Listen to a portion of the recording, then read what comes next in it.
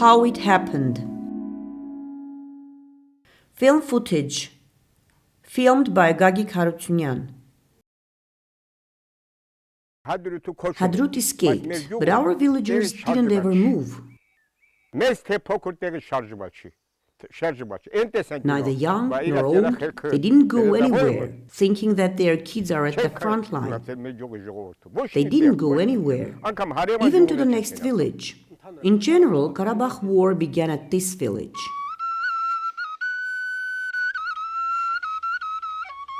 Tog village.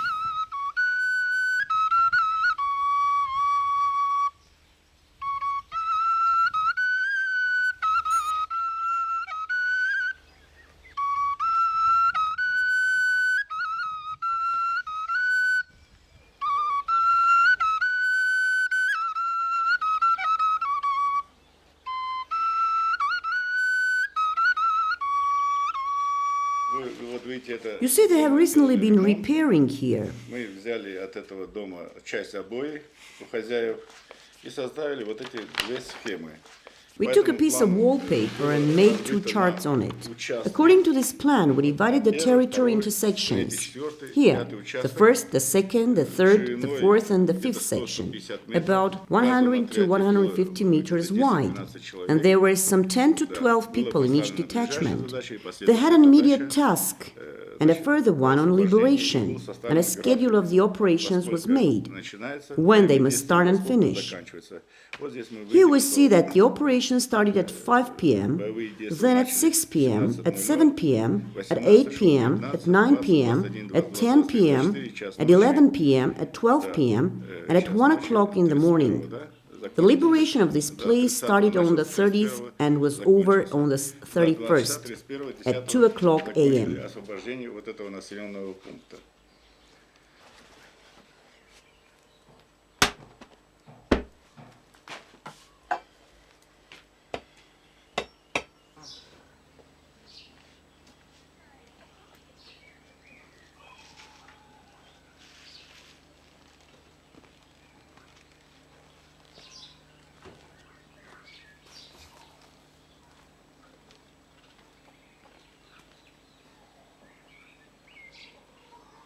Вот здесь была дана оценка каждому руководителю.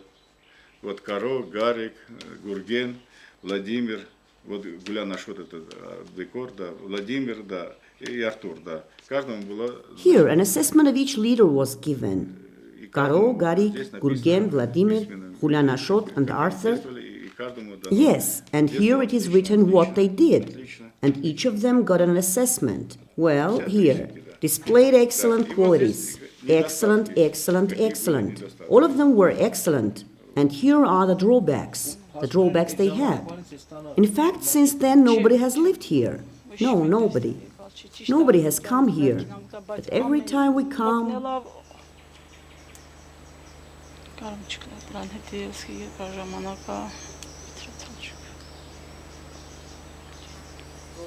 Когда они перешли к активным действиям, ворвались в семью Данилянов, и где в семье Данилянов погибло. When they started active operations, they broke into the Danilyan's house and killed 6 people. 6 человек. The wife was pregnant. The bodies of my brother and his child were lying here, this way and this, both of them. And his wife was here, and the other 2 children were in bed.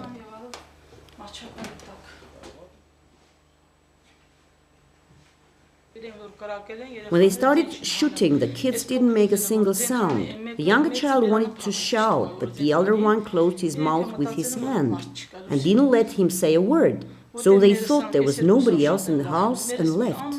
Those 2 kids were very much afraid, and my mother took them to the Armenian quarter every evening. But the rest stayed at home. So they thought the kids weren't at home. Those 2 were saved in that way. We came in the morning. Even when we came, they didn't come out. The neighbor was the first to take them out. This was the Armenian side, and all of the rest on the other side were Azeri. The white building we see from here, the ruins. We called it White House for convenience. The special police units were there in that building.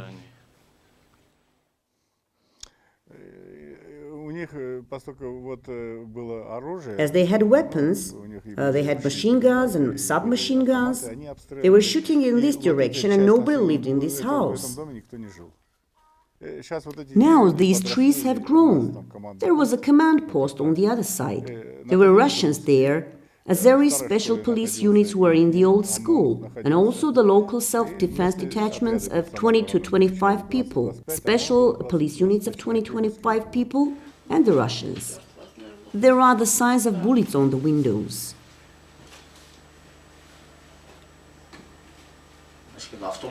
It means they were shooting submachine guns?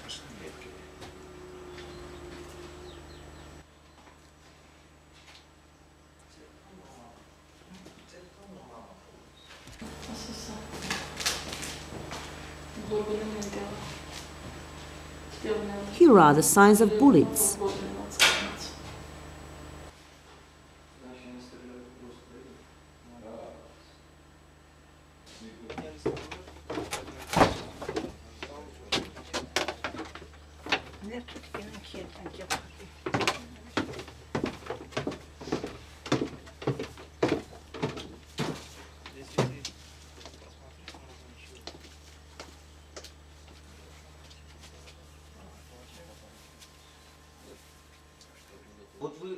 You said that you started talks with internal forces. Yes. How did you introduce yourself? Well, Ashot knows it. Togh was the first in many respects. I would like to mention this first. A map of military operations was first made in Togh. An order was first issued here. The detachments were first divided into 5 directions. That is, they were to attack in 5 directions. Each direction had its call letters, its commander, its tasks, clearly set tasks in clear time limits.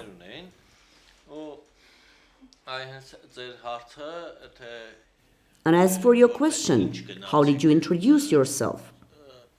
It was also for the first time that on the territory of Karabach we announced aloud who we were.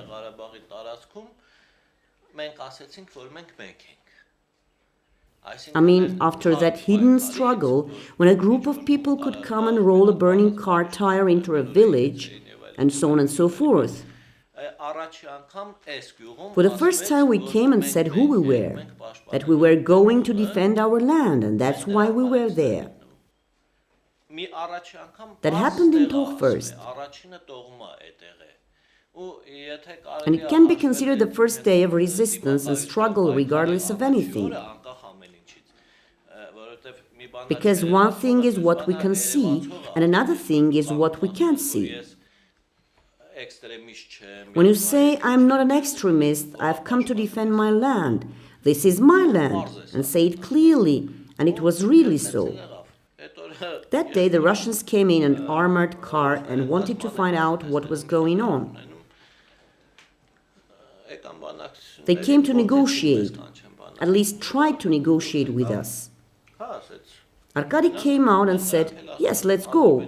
The Russians said that some people came from the Azeri side, their representatives, to negotiate. Then I suddenly looked back. A couple of seconds have passed. In such cases, Arkady makes decisions very quickly. Nobody can keep up with him, with his mind. Then I saw him climbing the armored car. I said, Arkady, where are you going? Well, I'll go to negotiate and return. Negotiate, I said. I climbed after him, leaving my gun with one of our boys, and we left. It lasted rather long, but there were a couple of details which are worth mentioning. The Azeri man blurted out something.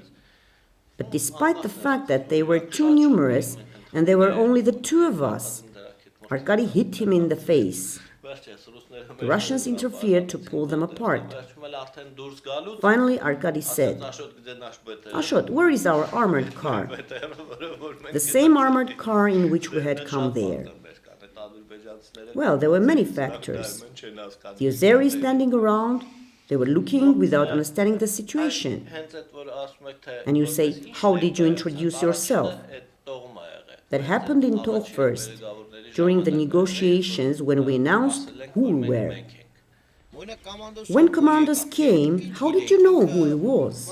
Was he a professional or not? How did you trust him? He came and started to make some maps. Well, you know, when you have a conversation with a stranger face to face, it's easy to understand what kind of person you are talking to. If it's an unkind person, he hides his eyes. But if he speaks cordially, looking straight into your eyes, you understand that he is really a God-blessed man, that he is really a patriot, and that man seems to have originated from this village.